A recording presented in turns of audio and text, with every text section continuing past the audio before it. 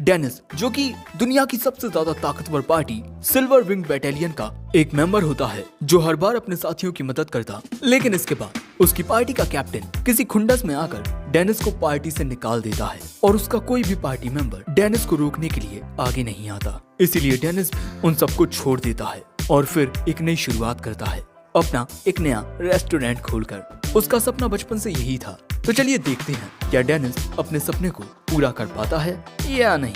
वैसे डेनिस के साथ बहुत कुछ होने वाला है।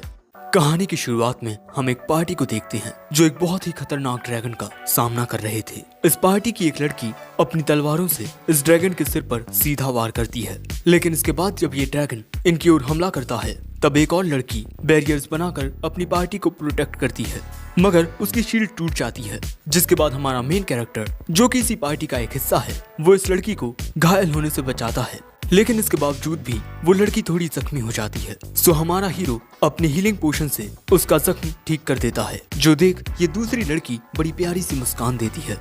मगर ये सब पार्टी के मेन हीरो को रास नहीं आता और वो चुपके से उस ड्रैगन की आंख पर वार कर उस ड्रैगन को गुस्से में आग बबूला कर देता है। लेकिन इसके बाद ये हीरो उन हमलों को रोक कर कहता है, हम सिल्वर विंग हैं, इस दुनिया की सबसे ज्यादा ताकतवर पार्टी। लेकिन अगले सीन में हम सिल्वर विंग की एक मीटिंग देखते हैं और यहाँ हीरो वीगो कहता है, डेनिस, मुझे लगता है कि हमारा मिशन तुम्हारी वजह से फेल हुआ है। अगर तुमने ड्रेड वॉइस स्किल का यूज ना किया होता तो वो ड्रैगन नहीं भागता और हम उसे हरा देते। मगर डेनिस कहता है, पागल हो गए हो क्या? तुम्ही ने तो मुझे उस स्किल का यूज करने को कहा था। दोस्तों, इन लोगों को इस ड्रैगन को हराने का मिशन मिला था, लेकिन उस ड्रैगन के बेकाबू हो जाने की वजह से इनका उसे हरा पाना नामुमकिन हो गया था। इसीलिए वीगो ने उससे कहा कि उसे अपनी ड्रेड वॉइस स्किल का यूज करना चाहिए और डेनिस के ऐसा करने से वो ड्रैगन भाग गया। और अब वीगो ये बात मानने से इनकार कर रहा है कि उसने डेनिस को वो स्किल यूज करने को कहा था। वो कहता है, तुम्हारी वजह से हमारा ये मिशन फेल हो गया, इसीलिए मैं तुम्हें इस पार्टी से निकालता हूँ डेनिस। और वीगो के इस फैसले पर सिल्वर विंग का कोई भी मेंबर कुछ नहीं कहता। वीगो अपनी पावर दिखाते हुए कहता है, भले ही हम दोनों ही लेवल 99 के हों, मगर मैं एक हीरो हूँ और तुम बस एक बावर्ची। मुझे नहीं लगता कि तुम हमारी पार्टी में रहने के लायक हो। डेनिस कहता है, अगर तुम सबको यही लगता है कि मैं इस पार्टी में रहने के लायक नहीं हूँ तो अब मुझे यहाँ रुकने की कोई जरूरत नहीं है। और यही कहकर डेनिस यहाँ से चला जाता है। अगले सीन में हम डेनिस को टाउन में देखते हैं, जो अपना सामान लेकर सिल्वर विंग को छोड़ आ चुका था। लेकिन तभी डेनिस से एक छोटी बच्ची टकरा जाती है, जिस वजह से उस बच्ची के हाथ में मौजूद बलून छूटकर हवा में उड़ जाता है। जो देख डेनिस एक ऊंची छलांग मारकर उसके बलून को पकड़कर उस बच्ची को लौटा देता है, जिसके बाद वो बच्ची अपनी माँ के पास वापस चली जाती है और वो डेनिस को शुक्रिया भी कहती है। वैसे इसके बाद डेनिस एक नई शुरुआत करने के लिए तैयार हो जाता है। दूसरी ओर डेनिस को जाता हुआ देख वीगो मन में कहता है, अब प्लान शुरू करने का वक्त आ चुका है। लेकिन जब डेनिस जा रहा था तभी भागते हुए उसके पास ये मोहतरमा आती हैं। इनका नाम कैटी है। वो डेनिस से कहती है, अगर तुम हमें छोड़कर चले गए तब फिर वो जिम्मेदारियां कौन उठाएगा जो तुम संभालते थे, जैसे मेडिसिन बनाना, एल्केमी करना और सबसे ज्यादा जरूरी खाना बनाना। डेनिस कहता है, ये काम कोई भी आसानी से कर सकता है। लेकिन कैटी कहती है, पार्टी में तुम्हारे शामिल होने के बाद हमारी एबिलिटीज बहुत ज्यादा इंक्रीज हुई हैं। हमारी पार्टी के बाकी के मेंबर्स ये जानते ही नहीं कि हमारी पार्टी पूरी दुनिया में सबसे ज्यादा ताकतवर इसी वजह से है क्योंकि तुम हमारे साथ हो। वो डेनिस को समझाती है कि प्लीज तुम हमारे पास वापस लौट आओ और कम से कम आज रात का खाना तो बना दो। डेनिस कहता है, तुम्हें तो सिर्फ खाने की चिंता है। मगर अगले ही पल में कैटी थोड़ी सहमी आवाज में कहती है, क्या सच में अब तुम लौट कर नहीं आओगे? डेनिस कहता है, नहीं, अब मैं अपना खुद का एक रेस्टोरेंट खोलूंगा। कैटी उसे रोकते हुए कहती है, मैं तुम्हें इस पार्टी में लेकर आई थी, तुम इस तरह नहीं जा सकते। डेनिस उससे कहता है, मुझे इस पार्टी में बुलाने के लिए शुक्रिया, पर अब अलविदा कहने का वक्त आ चुका है। और इसके बाद डेनिस अपने नए सफर पर आगे बढ़ जाता है और बेचारी कैटी उदास रह जाती है। वैसे दोस्तों, जो वीगो है वो कैटी को पसंद करता है और इसीलिए उसे डेनिस का पार्टी में होना पसंद नहीं था, क्योंकि कैटी डेनिस के साथ बहुत प्यार से पेश आती थी। इसके बाद डेनिस एक छोटे से टाउन में पहुंचता है। यहाँ वो एक आइटम बेचने वाले की दुकान पर आता है और उसे यहाँ एक आइस बॉक्स दिखता है। ये बिल्कुल रेफ्रिजरेटर की तरह है और क्योंकि डेनिस एक रेस्टोरेंट खोलना चाहता है इसीलिए उसे इस आइस बॉक्स की जरूरत पड़ेगी। लेकिन एक किताब जो डेनिस ने खरीदी थी, जिसमें बताया गया था कि एक फॉर्मर एडवेंचरर एक रेस्टोरेंट कैसे खोल सकता है, उसमें एक सलाह दी गई थी कि शुरुआत में आप जितना हो सके उतना कम इन्वेस्ट करें, और इसीलिए डेनिस अब इस आइस बॉक्स को नहीं खरीदता और अब डेनिस हर एक चीज इसी बुक को पढ़ते हुए करेगा। इस बुक का नाम है how to open a restaurant as a former adventurer. जिसके बाद डेनिस कम दाम पर एक प्रॉपर्टी खरीदता है और इसके बाद वो अपने रेस्टोरेंट के लिए अच्छे इक्विपमेंट देखने लगता है। और एक रेस्टोरेंट खोलने के लिए डेनिस बहुत ज्यादा एक्साइटेड था, लेकिन तभी वो एक लाइन पढ़ता है कि सब कुछ आपको नहीं करना चाहिए, आपके कस्टमर्स का ध्यान रखने के लिए भी आपके पास कोई होना चाहिए। और तभी उसे लोगों की एक भीड़ दिखाई देती है। यहाँ एक आदमी एक गुलाम बेच रहा था और ये लड़की पहले एक नोबल घराने से थी, लेकिन फिर बहुत सारी घटनाएं घटी और आज ये लड़की एक गुलाम बनकर रह गई है। डेनिस सोचता है कि काश वो इसकी कुछ मदद कर पाता, मगर वो दुनिया में हर किसी की मदद नहीं कर सकता। लेकिन जैसे ही वो उस लड़की की आंखों में देखता है, उसे अपना दर्दनाक बचपन याद आता है। तभी इस लड़की को खरीदने के लिए बोली लगाई जाने लगती है और ये बोली 80,000 तक पहुंच जाती है। लेकिन तभी डेनिस की आवाज आती है 1 मिलियन। अब इससे आगे आखिर कौन ही बोली लगाएगा। आ जाता है ना ये मोटा दुकानदार, बोली लगाता है 1.5 मिलियन। और डेनिस जानता था कि इस मोटे की शक्ल की तरह इसके इरादे भी अच्छे नहीं हैं। मोटा इतना ज्यादा एक्साइटेड था कि उसकी शक्ल पर साफ नजर आ रहा था। डेनिस जैसे ही परेशान होकर 2 मिलियन की बोली लगाता है, ये मोटा 3 मिलियन की लगाता है और इसके बाद इनके बीच बोली बढ़ती रहती है और आखिर में डेनिस इस लड़की को खरीद लेता है। मगर बेचारा बर्बाद हो चुका है, बिल्कुल मेरी तरह। लेकिन मैं तो पहले से बर्बाद हूँ। अब इसके बाद डेनिस इन मोहतरमा को नए कपड़े दिलाता है और यहाँ पर जो आंटी थी ना, वो इस लड़की के बालों में भी कंघी कर देती हैं। और फिर शाम हो जाती है और जब ये दोनों जा रहे थे, डेनिस देखता है कि ये लड़की उससे काफी दूर चल रही है। तुम मेरे पास रहो वरना तुम यहाँ खो सकती हो। और इसके बाद ये दोनों फिर से चलना शुरू कर देते हैं। लेकिन थोड़ी ही देर में वो लड़की देखती है कि डेनिस उसके सामने नहीं था और तभी अचानक वो एक घोड़ा गाड़ी में बाल बाल घलते हुए बचती है। लेकिन वो एक आंटी से टकरा जाती है। आंटी कहती हैं जरा देख कर चलो। और इसके बाद उस लड़की को अपने आसपास अजीबोगरीब लोग दिखाई देने लगते हैं। वो इस भीड़ में भी खुद को अकेला पाती है। मगर तभी उसके पीछे डेनिस आकर कहता है, मैंने कहा था ना मेरे पास रहना, खो गई ना तुम। मगर इसके बाद जब ये दोनों घर पहुंचते हैं, वो लड़की पूछती है कि आखिर तुमने मुझे क्यों खरीदा। डेनिस कहता है मुझे कुछ बहुत ही दर्दनाक याद आ गया था, बस इसीलिए। वैसे तुम्हारा नाम क्या है। वो लड़की कहती है आप मुझे गुलाम बुला सकते हैं। डेनिस कहता है मैंने तुमसे तुम्हारा नाम पूछा है। सो वो लड़की अपना नाम एटी बताती है और एटी डेनिस को मास्टर डेनिस कहकर बुलाती है। सो डेनिस कहता है कह रहे तुम्हें फालतू का कुछ भी बोलने की जरूरत नहीं है। सो अब एटी उसे सिर्फ मास्टर कहती है। जिसके बाद डेनिस कहता है अगर तुम मेरे साथ यहाँ रहना चाहो तो रह सकती हो और अगर यहाँ से जाना चाहो तो जा सकती हो। लेकिन तभी डेनिस को एटी के पेट से गुड़गुड़ की आवाज आती है। जिसके बाद वो एटी को वहीं बैठाकर उसके लिए खाना बनाने लगता है। वो सब्जियां काट कर अपने मैजिक से आग जलाता है। और गाइस यकीन मानो डेनिस का खाना बनाने का अंदाज बहुत ही लाजवाब था। मुझे देखकर भूख लगाई और इस खाने की खुशबू ऐसी थी कि एटी इसी में खो जाती है। और इसके बाद खाना बनकर तैयार हो जाता है और जैसे ही एटी खाने को टेस्ट करती है, उसे सुकून का एहसास होता है और फिर वो तेजी से खाने को खाने लगती है, यहाँ तक कि वो रोने तक लगती है। ना जाने कितने वक्त के बाद उसने ऐसा स्वादिष्ट खाना खाया था, या फिर मैं कहूँ घर का खाना खाया था। और यही देख डेनिस मन में कहता है मैं जानता हूँ तुमने बहुत कुछ सहा है, लेकिन मैं तुमसे वो सब पूछकर तुम्हारे जख्मों को कुरूदूंगा नहीं। तुम सुकून के साथ दुनिया की फिक्र भूलकर ऐसे ही खाना खाओ। लेकिन तभी उसके गले में खाना फंस जाता है। इसके बाद तो बेचारा डेनिस भी परेशान हो जाता है। फिर अगले दिन हम देखते हैं कि डेनिस एडी के लिए एक ड्रेस लेकर आता है। जिसके बाद ये लोग अपने चैनल की पब्लिसिटी के लिए पोस्टर्स लगाते हैं। और अब जब ये बाजार से सब्जियां लेकर आते हैं, तब एडी डेनिस के साथ ही चलती है। जिसके बाद ये दोनों अपने रेस्टोरेंट को सजाते हैं और एक दूसरे को हाई फाई भी देते हैं। सब कुछ बहुत ही प्यार से हो रहा था। और फिर आखिरकार डेनिस का रेस्टोरेंट पूरी तरह से तैयार हो जाता है। अब इसके बाद एडी अपनी सर्विंग प्रैक्टिस करती है। डेनिस को पूरा यकीन था कि भले ही इस वक्त इनके रेस्टोरेंट को कोई ना जानता हो, पर जल्द ही ये लोग काफी फेमस हो जाएंगे, क्योंकि इनके रेस्टोरेंट में हर एक चीज A1 क्वालिटी की थी। डेनिस बहुत ज्यादा एक्साइटेड होकर कहता है आ जाओ मेरे कस्टमर्स, मैं तैयार हूँ और जल्दी आकर मेरी बोनी कराओ क्योंकि मैं बर्बाद हो चुका हूँ। लेकिन तभी उनके रेस्टोरेंट में एक शख्स आता है फुल बॉडी आर्मर पहनकर, और ये दोनों, हाँ, इनका एक्सप्रेशन ये होता है। अब इस आर्मर्ड पर्सन को देख डेनिस को अपने मैनुअल की एक बात याद आती है कि कई सारे लोगों को दूसरों के द्वारा परेशान होना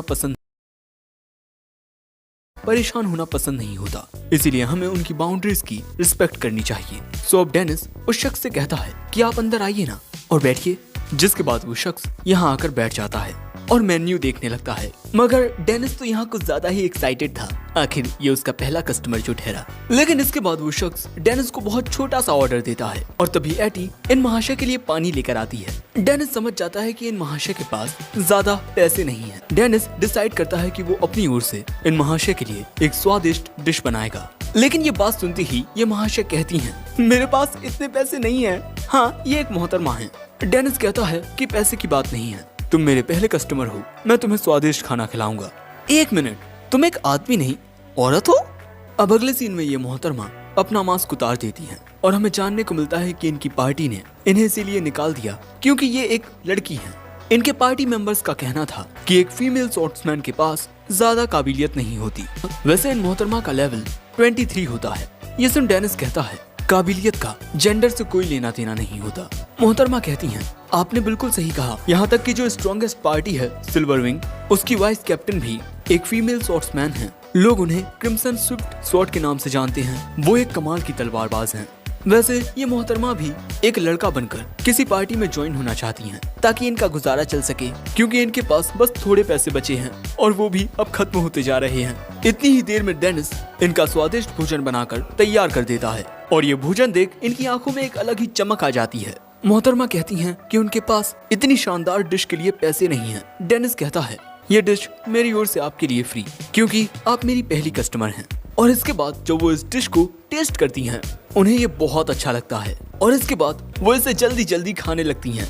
खाना खाते हुए मोहतरमा कहती हैं कि उन्होंने आज से पहले इतना स्वादिष्ट खाना कभी नहीं खाया। ये सुन डेनिस को बहुत खुशी होती है और कहता है कि अगर तुम्हें ये खाना इतना पसंद आया है तब तुम्हें हमारा रेगुलर कस्टमर बन जाना चाहिए। मोहतरमा कहती हैं कि उनके पास तो इस वक्त कोई काम ही नहीं है और बिना काम के पैसे कहाँ से आएंगे, और पैसे नहीं होंगे तो वो भी यहाँ हर दिन नहीं आ पाएंगी।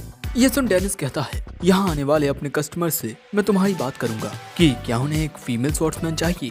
ये बात सुन मोहतरमा इमोशनल हो जाती हैं। फिर अगले सीन में हम डेनिस के रेस्टोरेंट में कुछ और कस्टमर्स को देखते हैं और उन्हें भी यहाँ का खाना बहुत ज्यादा पसंद आता है। डेनिस देखता है कि एटी यहाँ बहुत अच्छे से काम कर रही है। तभी डेनिस को एक पार्टी नजर आती है। वो उनसे पूछता है कि क्या आपको आपकी पार्टी में एक फीमेल स्वॉर्ड्समैन चाहिए। वो लड़की तलवारबाजी में कमाल की है। ये बंदा कहता है, अगर उस लड़की में काबिलियत है तब वो हमें हमारी पार्टी के लिए चलेगी। अब शाम के वक्त इन मोहतरमा को ये जानकर काफी हैरानी होती है कि डेनिस ने इतनी जल्दी उनके लिए एक पार्टी ढूंढ दी। लेकिन इसके बाद डेनिस उससे कहता है कि उस पार्टी में शामिल होने से पहले तुम्हें अच्छे से सोच लेना चाहिए। मोहतरमा कहती हैं, अरे इतनी छोटी छोटी बातों की फिक्र नहीं करते यार। फिर डेनिस इनके लिए भोजन तैयार कर देता है। मोहतरमा को एक बार फिर से ये भोजन बहुत स्वादिष्ट लगता है और वो खाने की तारीफ करने लगती है। तो डेनिस कहता है कि पहले खाना खा लो, तारीफ फिर कर लेना। खाना खाने के बाद वो मोहतरमा यहाँ से चली जाती हैं और फिर डेनिस और एटी अपने बाकी के कस्टमर्स को सर्व करने लगते हैं। फिर ऐसे ही रात हो जाती है और आखिर में इनके रेस्टोरेंट में बस ये 2 कस्टमर्स बचती हैं और हम यहाँ इन दोनों लड़कियों को बातें करते हुए सुनते हैं।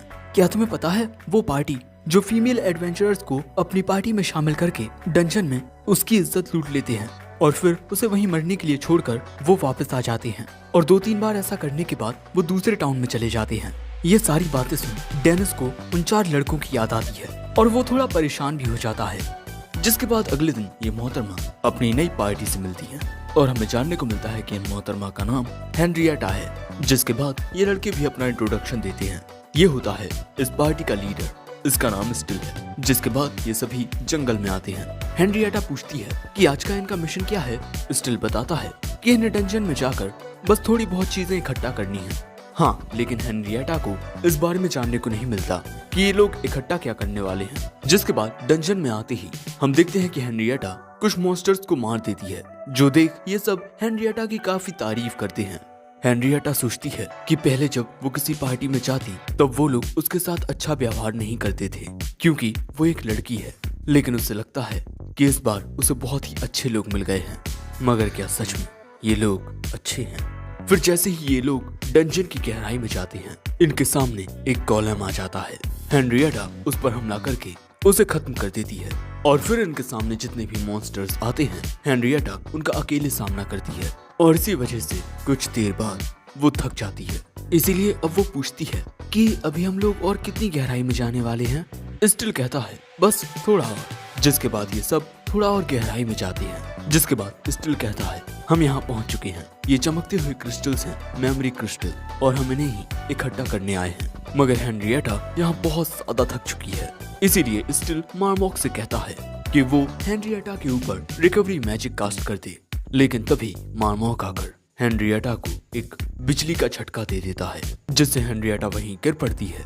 और इसके बाद ये बाकी सब अब उसके पास आते हैं और फिर स्टिल कहता है तुम तो वाकई बहुत ही बेवकूफ औरत हो, मगर तुम्हारी बदौलत हम यहाँ कुछ प्यारी यादें बनाएंगे, तुम्हारी इज्जत लूटकर। बारी बारी से मजे लेने के बाद हम लोग तुम्हें छोड़ देंगे और अगर तुम्हारी किस्मत अच्छी रही तो शायद तुम्हारी जान भी बच जाए। ये सब देख हेनरिएटा सोचती है कि उसे शुरुआत से ही और चौकन्ना रहना चाहिए था, मगर इसके बाद ये लोग उसका आर्मर उतारने लगते हैं। हेनरिएटा मदद के लिए चीखती है, चिल्लाती है। स्टिल कहता है तुम्हारे चीखने चिल्लाने से यहाँ तुम्हारी मदद के लिए कोई नहीं आने वाला। वैसे तुम्हारी बॉडी काफी सेक्सी है। लेकिन तभी अचानक इन्हें कुछ आवाज आती है और अगले ही पल में हम देखते हैं कि स्टिल पर एक हमला होता है, जिससे वो काफी दूर फेंक जाता है। यहाँ कोई मॉन्स्टर नहीं बल्कि एक मास्क पहने एक हीरो आया था। ये सब उसे देखकर घबरा जाते हैं। मार्मॉक अपनी सर्च स्किल का यूज करता है, जिससे वो जान पाए कि आखिर ये शख्स है कौन। मगर इस शख्स पर उसकी वो स्किल काम नहीं करती, यानी कि इस शख्स का लेवल इन लोगों से बहुत ज्यादा हाई है। और अगले ही पल में वो शख्स स्टिल के पीछे आ जाता है।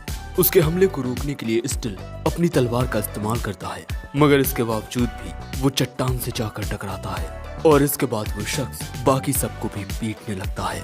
हेनरिएटा देखती है कि आखिर ये शख्स है कौन, क्या ये मेरी मदद करने आया है। लेकिन इसके बाद वो बेहोश हो जाती है। और फिर इन सब के बारे में वो अगले दिन डेनिस और एटी को बताती है। बेहोश हो जाने के बाद जब हेनरिएटा को होश आया था तब उसने खुद को एडवेंचरर्स गिल्ड में पाया और बाकी के ये जो लड़के थे ये दूसरे एडवेंचरर्स को डंजन के बाहर रस्सियों से बंधे मिले। और जब गिल्ड ने इन पर अच्छे से जांच की तब जानने को मिला कि ये लोग तो क्रिमिनल्स थे। हेनरिएटा कहती है मुझे वहाँ चौकन्ना रहना चाहिए था। डेनिस कहता है कि इसमें मेरी भी गलती है, मैंने ही तुम्हें उस पार्टी से इंट्रोड्यूस कराया था। वो कहती है अरे नहीं, इसमें आपकी कोई गलती नहीं है, आपने तो मेरे लिए बस एक पार्टी ढूंढी थी। लेकिन तभी उसे भूख लगाती है, मगर बेचारी के पास पैसे नहीं होते। डेनिस कहता है शर्माओ मत, तुम जो चाहे वो खा सकती हो। पहले तो हेनरिएटा सबसे ज्यादा एक्सपेंसिव डिश ऑर्डर कर देती है। डेनिस कहता है इतना भी महंगा नहीं करना था, ओके। सो अब वो कहती है चलिए आप कुछ भी ऐसा ले आइए जो ज्यादा एक्सपेंसिव ना हो। जिसके बाद डेनिस एटी को भी इनके साथ डिनर करने के लिए बुला लेता है और तभी यहाँ ये दो लड़कियां भी आ जाती हैं। और क्योंकि एटी हेनरिएटा के साथ डिनर के लिए बैठ चुकी थी इसीलिए ये दोनों अपने लिए पानी खुद ही ले लेती हैं। और इसके बाद हम देखते हैं कि डेनिस हेनरिएटा के लिए वही सबसे एक्सपेंसिव डिश रेडी कर देता है और यही उसने एटी के लिए भी बनाई थी। और इन दोनों को ये डिश सच में बहुत ही ज्यादा पसंद आती है। लेकिन तभी ये दोनों मोहतरमाएं पूछती हैं वैसे सर कल आपका रेस्टोरेंट बंद क्यों था। डेनिस कहता है कि कल मुझे एक अर्जेंट काम था। लेकिन ये बातें सुन हेनरिएटा जब डेनिस को देखती है उसे डेनिस में वही शख्स नजर आता है जो उसकी मदद के लिए आया था।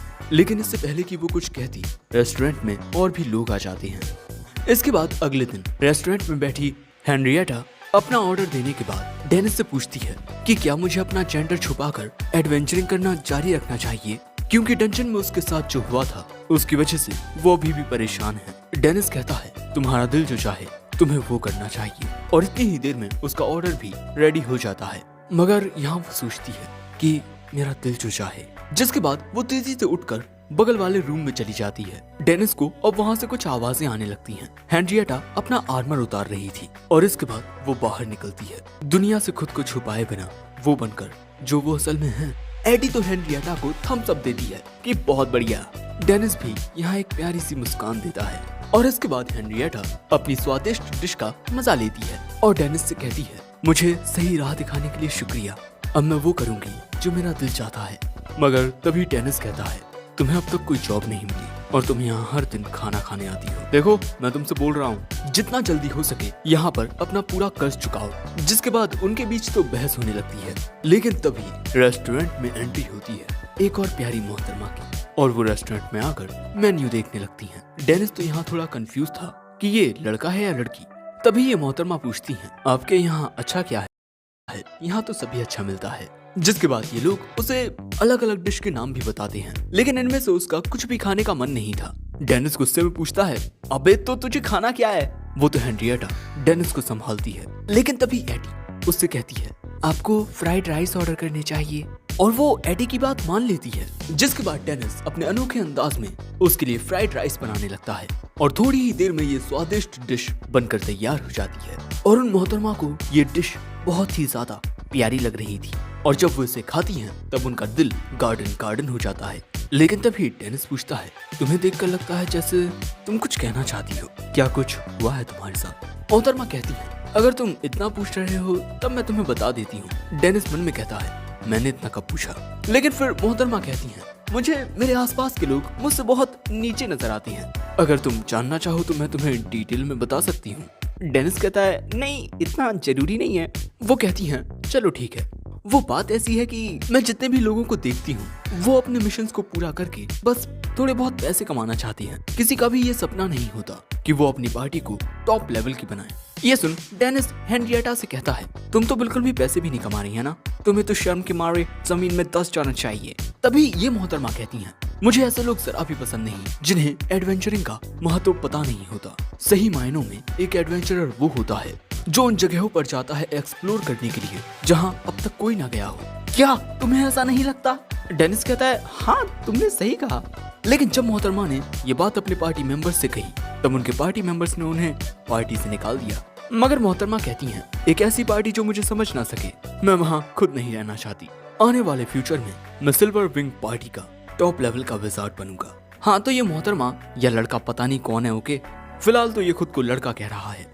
डेनिस कहता है कि अब वो सब तो ठीक है लेकिन कोई भी गलत फैसला मत ले लेना। महाशय कहते हैं, अगर मुझे कोई मेरे लेवल की पार्टी मिलती है तभी मैं उसे ज्वाइन करूंगा। वैसे अपना बिल पे करने के बाद जाने से पहले महाशय अपना नाम विविया बताती हैं। डेनिस कहता है, हाँ फिर से जरूर आना। अगले दिन विविया फिर आता है और बताता है कि उसने ये फैसला किया है कि वो इस टाउन की सबसे ज्यादा strong party the night mist troop को ज्वाइन करेगा। डेनिस कहता है, ये तो काफी अच्छी बात है, लेकिन क्या तुम्हारे लेवल्स मैच होते हैं? विविया कहता है, लेवल्स? मेरे पास बहुत सारी एडवांस स्किल्स हैं। डेनिस कहता है, अगर तुम्हें खुद पर इतना यकीन है तो फिर सोचना क्या। और फिर इतनी बातचीत करने के बाद विविया अपना स्वादिष्ट भोजन ग्रहण करता है और कहता है, आने वाले फ्यूचर में मैं सिल्वर विंग को भी ज्वाइन करूंगा और उसके बाद अपना एक कूल सा निकनेम रखूंगा जैसे कि द स्टाइजियन कंज्यूरर। लेकिन बेचारे डेनिस का निकनेम तो द लेजेंडरी फ्राइड राइस था। Please guys comment #SadLife Dennis के लिए, मेरे लिए भी कर देना क्योंकि मैं भी बर्बाद हूँ। वैसे आगे बातचीत करने पर हमें जानने को मिलता है कि विविया का पहला मिशन कल है जिसमें इन्हें डंजन के 5th फ्लोर पर जाकर रेयर मटेरियल्स को कलेक्ट करना है। ये बात सुन डेनिस इस पर अपनी सर्च स्किल का यूज करता है। विविया का लेवल 17 है और डंजन के 5th फ्लोर पर जाना इसके लिए बहुत खतरनाक हो सकता है। मगर विविया कहता है, चिंता की कोई बात नहीं है क्योंकि बाकी के पार्टी मेंबर्स मुझे सपोर्ट करेंगे। मगर तभी डेनिस हमें बताता है कि किसी का लेवल इस बात पर डिपेंड करता है कि उसकी स्किल्स की क्वालिटी कितनी ज्यादा अच्छी है और किसी का लेवल तब इंक्रीज होता है जब उनके स्किल्स की क्वालिटी वक्त के साथ एक्यूरेट होने लगती है। यानी कि अगर विविया के पास सच में कई सारी एडवांस स्किल्स हैं तब इसका लेवल इतना कम क्यों है। इसीलिए डेनिस उसे समझाता है मगर वो कहता है, तुम एक बावर्ची हो, तुम्हें क्या पता कि एडवेंचरिंग क्या होती है। मगर विविया को क्या पता कि लास्ट टाइम डेनिस डंजन के 37th फ्लोर पर गया था। मगर इसके बाद विविया अपना बिल पे करके यहाँ से चला जाता है। अब अगले दिन जब डेनिस शॉपिंग के लिए आता है तब भी वो विविया के बारे में ही सोच रहा था। उसे उसकी चिंता हो रही थी। लेकिन तभी उसके बगल में से 2 आदमी गुजरते हैं जो बात कर रहे थे। तुम्हें क्या लगता है, क्या वो लड़का विविया अब तक सही सलामत होगा? क्या करें यार, क्या हमारा काम करने का तरीका है। हमने उसे 5th फ्लोर पर इसीलिए भेजा है ताकि हम ये देख सकें कि वो वापस लौटकर आ पाता है या नहीं। मगर इनकी बातें सुन डेनिस इन्हें पकड़कर इन्हें कोने में लाता है इनसे बात करने के लिए। मगर ये लोग डेनिस पर ही हमला कर देते हैं। सो डेनिस इन्हें कूट देता है और फिर एटी से आकर कहता है, आज भी हमें रेस्टोरेंट बंद करना पड़ेगा। मगर इससे पहले कि वो इसके आगे कुछ कहता, एटी कहती है, वहाँ अपना ख्याल रखना। डेनिस उसे हाई फाई देकर कहता है, चिंता मत करो। जिसके बाद हमें डंजन का सीन दिखाया जाता है जहाँ विविया मॉन्स्टर्स से बचकर भाग रहा था क्योंकि नाइट मिस्ट ट्रूप के पार्टी मेंबर्स उसे वहाँ छोड़कर चले गए थे, ये कहकर कि वो उसकी काबिलियत देखना चाहते हैं। और प्रेजेंट में जब वो भाग रहा था तभी वो गिर जाता है क्योंकि उसके पैर को अजीब सी बेलों ने पकड़ लिया था। इन बेलों से खुद को छुड़ाते वक्त बीबिया इतना ज्यादा घबरा जाता है कि वो रोने तक लगा था, मगर वो बेचारा यहाँ कुछ नहीं कर पाता। उसने एडवांस स्किल के बारे में जितना कुछ भी पढ़ा था वो यहाँ कुछ काम नहीं आने वाला। उसे अब बहुत डर लग रहा था क्योंकि अगर उन गॉब्लिन्स ने उसे पकड़ लिया तब वो उसे बहुत बेरहमी से मारेंगे। और जब वो परेशान हो रहा था तभी उसे कुछ आवाज आती है और जब गॉब्लिन्स यहाँ पहुँचते हैं उन्हें यहाँ कोई नहीं दिखता। हम देखते हैं कि बीबिया को किसी ने बचा लिया था। ये एक मोहतरमा होती हैं। बीबिया उनका शुक्रिया अदा करता है और फिर अपना नाम बताता है। मोहतरमा भी अपना नाम सिंथिया बताती है। मेरे पार्टी मेंबर्स मुझे यहाँ मरने के लिए छोड़कर भाग गए क्योंकि मैं इतनी होनहार नहीं हूँ, लेकिन अब हम तुम्हारी पार्टी के आने का इंतजार करते हैं, वो तुम्हें बचाने के लिए आएंगे। मगर बीबिया कहता है मैं भी बिल्कुल तुम्हारी तरह हूँ, मुझे बचाने के लिए भी कोई नहीं आने वाला। शायद से मैं किसी काम का ही नहीं हूँ, इसीलिए हर बार मुझे पार्टी से निकाल दिया जाता है। मगर सिंथिया कहती है नहीं ऐसा नहीं है। बीबिया कहता है मगर तुम तो मेरे बारे में कुछ जानती नहीं, फिर भी ऐसा बोल रही हो। लेकिन तभी बीबिया सुनता है कि गॉब्लिन्स इन्हीं की ओर आ रहे हैं, इसीलिए वो एक प्लान बनाता है। मैं इन गॉब्लिन्स के सामने जाकर इनका ध्यान भटकाऊंगा जब तक तुम यहाँ से भाग निकलना। और जब सिंथिया इसके लिए मना करती है तब बीबिया कहता है अगर वहाँ तुमने मेरी जान ना बचाई होती तब तो वैसे भी मेरी मौत होने वाली थी। और इसके बाद बीबिया याद करता है कि वो किस तरह अब तक कितना सेल्फिश रहा है। उसने दूसरों को हमेशा खुद से नीचे समझा, मगर यहाँ सिंथिया ने उसकी जान बचाई, इसीलिए अब वो भी उसकी मदद करना चाहता है। और अब जैसे ही वहाँ गॉब्लिन्स आते हैं बीबिया उनकी ओर दौड़ पड़ता है। उसे देखते ही गॉब्लिन्स उसकी ओर भाग कर आने लगते हैं। बीबिया भी घबराया हुआ था, मगर इसके बावजूद भी वो अपने पाम मैजिक का यूज करके इन गॉब्लिन्स को रोकने लगता है। मगर ऐसा बस वो कुछ पल के लिए कर पाता है। वो गॉब्लिन्स उस पर टूट पड़ते हैं, मगर अगले ही पल में कुछ होता है और वो सारे गॉब्लिन्स खत्म हो जाते हैं। उसकी मदद के लिए यहाँ पर हीरो आ चुका है और हम जानते हैं कि ये हीरो कौन है, मगर बीबिया इसे ही मॉन्स्टर समझने लगता है। इसीलिए उसे शांत करने के लिए डेनिस को अपना मास्क उतारना पड़ता है और वो उस पर गुस्सा करता है कि बेवकूफ तू इस तरह इन गॉब्लिन्स के सामने क्यों कूद गया। तो बीबिया उसे बताता है कि यहाँ एक लड़की फंसी थी जिसको बचाने के लिए मैं इन गॉब्लिन्स के सामने कूद गया।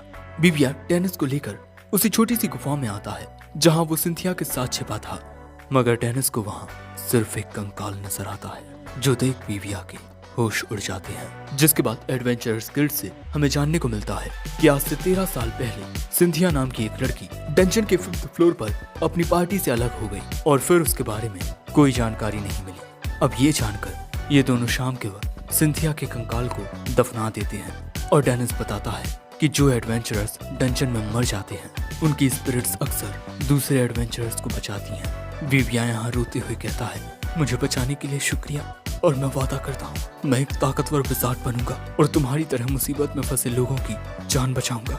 और वहाँ से आते वक्त डेनिस कहता है मुझे तो काफी भूख लगाई है, शायद तुम भी भूखे होगे, चलो मैं तुम्हारे लिए कुछ अच्छा बनाऊंगा और इतना उदास मत हो। लेकिन तभी बीबिया को फिर से एक एहसास होता है और जब वो सिंथिया की कब्र की ओर देखता है उसे सिंथिया नजर आती है जो उसे अलविदा कह रही थी। और फिर आखिर में हमें एक क्लॉक टावर के ऊपर एक लड़की दिखती है जो शायद यहाँ से कूदने वाली थी और वो सिर्फ एक बात कहती है आखिर ये सब क्यों हुआ। और अब इसके बाद हमें इसी लड़की का पास्ट दिखाया जाता है और यहाँ जब ये काम कर रही थी तब इसका एक सीनियर पूछता है बैचल तुम्हें ये रिपोर्ट्स फिक्स करने में और कितना वक्त लगेगा। ये लड़की कहती है प्लीज मुझे माफ कर दीजिए। उसका सीनियर उसके सिर पर ये रिपोर्ट्स मारते हुए कहता है तुम्हें जल्द से जल्द ये काम पूरा करना होगा। अब इसके बाद हम देखते हैं कि काफी रात हो गई है लेकिन बैचल अभी भी अपने काम में लगी हुई है।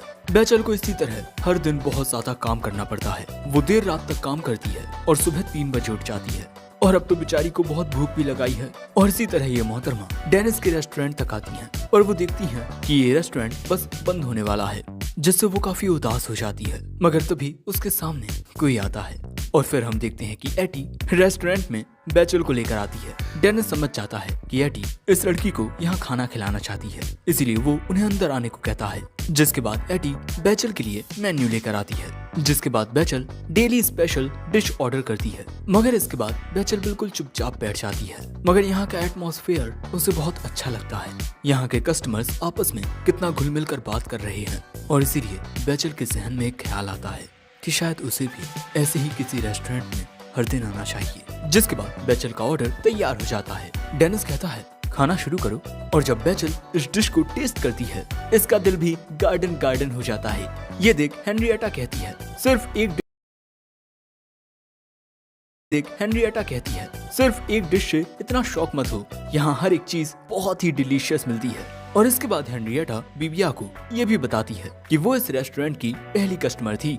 डेनिस कहता है हाँ, और इसने अब तक अपना उधार नहीं चुकाया। जिसके बाद यहाँ इनके बीच बहस होने लगती है, और इसी प्यारी सी बहस को देख बेचल हंसने लगती है।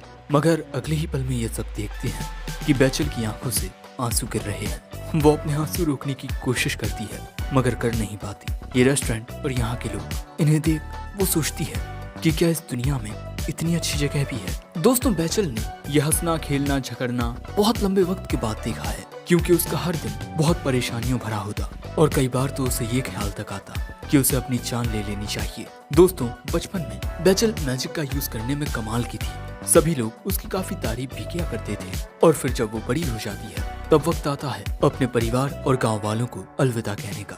और इसके बाद जब वो शहर आती है तब यहाँ उसकी काबिलियत को देख एक मोहतरमा उसे एक फैकल्टी ज्वाइन करने का न्योता देती है। और इसके लिए वो मान भी जाती है, क्योंकि ऐसा करके वो काफी तेजी से ज्यादा पैसे कमाकर वो उन पैसों को अपने गांव वालों तक पहुंचा सकती है। वहीं प्रेजेंट में बेचल अपना पूरा खाना खत्म नहीं करती और यहाँ से चली जाती है। तभी विविया बताता है कि ये लड़की भी नाइट मिस्ट ट्रूप पार्टी की एक मेंबर है, लेकिन विविया इसे जानता नहीं है। उसने बस उसे एक बार देखा था। अब यहाँ हेनरिएटा और विविया दोनों कहते हैं बॉस, क्या आप उसकी मदद के लिए कुछ कर सकते हैं? मगर डेनिस कहता है मैं बस एक बावर्ची हूँ जो लोगों को खाना खिला सकता है और कुछ नहीं। वहीं अगले सीन में जैसे ही सुबह के 3 बजते हैं बेचल का अलार्म बजता है, मगर बहुत ज्यादा थक जाने की वजह से वो थोड़ा देर से जागती है और देर से अपने ऑफिस पहुंचती है। और वहां आते ही अपने सीनियर्स से माफी मांगती है, मगर उसके सीनियर्स उस पर काफी गुस्सा करते हैं। इसके बाद ये डंजन के अंदर जाते हैं और यहाँ जब ये हार रहे थे तब यहाँ बेचल अपने मैजिक से इस मॉन्स्टर को हराकर अपने सीनियर्स की मदद करती है। मगर ना जाने क्यों उसके सीनियर उसी पर नाराज होते हैं। और इसके बाद शाम के वक्त हम बेचल को देखते हैं जो बहुत उदास थी, क्योंकि उसके सीनियर्स ने उस पर ये इल्जाम लगाया कि उसे बीच में कूदकर मदद करने की कोई जरूरत नहीं थी। क्या तुम हम सबको ये दिखाना चाहती थी कि तुम हम सबसे बेहतर हो? बेचल उन सबसे माफी मांगती है, मगर वो लोग उसे अपनी पार्टी से निकाल देते हैं। और यहाँ बाजार में घूमते वक्त जब विविया और हेनरिएटा इस बारे में बात कर रहे थे कि आज रात वो रेस्टोरेंट में क्या खाएंगे, उन दोनों को बेचल नजर आती है। और इसके बाद बेचल क्लॉक टावर पर चढ़कर यही सोच रही थी कि आखिर चीजें इतनी बदतर कैसे हो गईं, और शायद वो यहाँ से कूदकर अपनी जान देने आई है। ये दोनों भी छुपकर बेचल पर नजर रख रहे थे। बेचल को लगता है कि अब जीने का कोई फायदा नहीं है, और इसके बाद वो वहाँ से कूद जाती है। हेनरिएटा भी उसे बचाने के लिए तुरंत कूद पड़ती है और गिरते वक्त वो उसे पकड़ लेती है।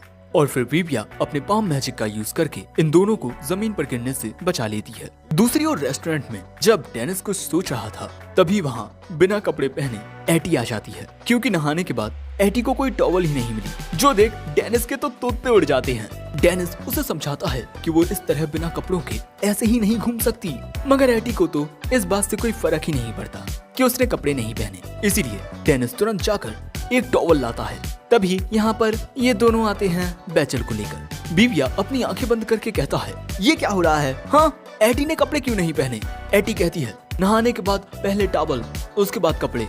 डेनिस कहता है टॉवल को लेकर इतना ऑब्सेशन क्यों? लेकिन तभी वो देखता है बेहोश बेचल को। अगले सीन में डेनिस इन्हें बताता है कि बेचल को एक दिल की बीमारी है, जहाँ वो जितना ज्यादा स्ट्रेस लेगी उसका दिल उतना ही ज्यादा टूटेगा, और इस बीमारी को ठीक नहीं किया जा सकता। जिसको ये बीमारी है उस शख्स को खुद पर यकीन करना सीखना होगा। वहीं एटी बेचल के साथ होती है, लेकिन तभी रेस्टोरेंट में बेचल के पार्टी मेंबर्स आते हैं। नमस्ते, मेरा नाम है हॉपर, नाइट मिस्ट ट्रूप का कैप्टन। और ये कहता है मैंने आपके रेस्टोरेंट की काफी तारीफें सुनी हैं, यहाँ काफी अच्छा खाना मिलता है। डेनिस देखता है कि हॉपर का लेवल 51 है। इसके बाद डेनिस कहता है आपकी पार्टी मेंबर बेचल इस वक्त हमारे यहाँ आराम कर रही है।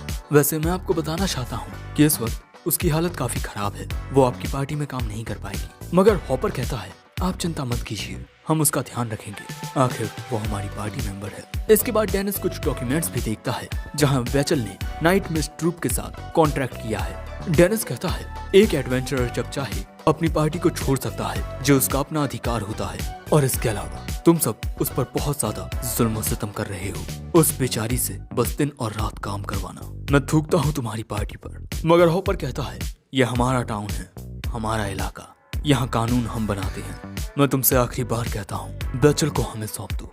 दूसरी ओर बेचल होश में आने के बाद बहुत ज्यादा घबरा रही थी।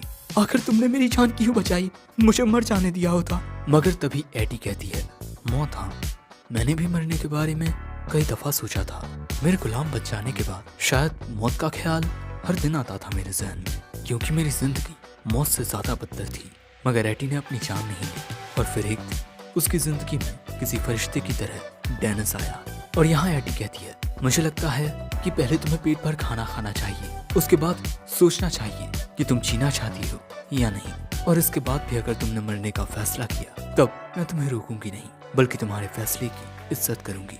एक छोटी बच्ची के मुंह से ये बातें सुन बेचल कुछ कह ही नहीं पाती। दूसरी ओर डेनिस कहता है तुम खुद को यहाँ का कानून समझते हो, तुम्हें क्या लगता है तुम कोई राजा हो।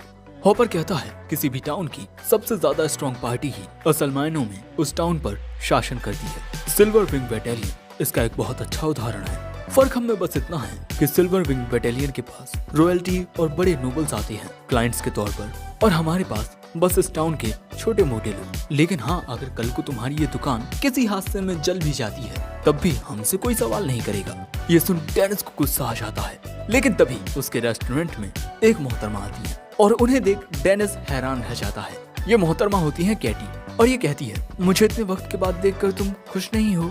मगर डेनिस कहता है मैं इस वक्त एक बहुत जरूरी बातचीत कर रहा हूँ, मैं बिजी हूँ थोड़ा।